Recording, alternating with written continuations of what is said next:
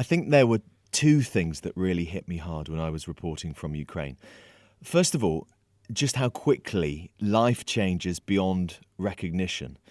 People forced to abandon their homes, places where they've lived for decades, and having to move underground into bunkers, or people having to flee their country altogether. One day someone's a teacher, they're a cleaner, a stay-at-home mum, a student, whatever their job. The very next day, they're a refugee and they've lost everything. And I guess this makes me think, how would I cope? What would my friends and my family do? Where would we go? The second thing that really hit me was the spirit and the fight of the Ukrainian people.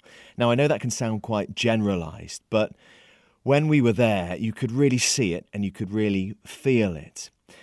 And when it was time for us to leave the capital, Kyiv, and make our way out of Ukraine, we saw that every town or village or community we passed through looked the same. And that's because there was normally a church, there was normally a Ukrainian flag flying, and also a roadblock that had been set up to stop any advancing Russian tanks.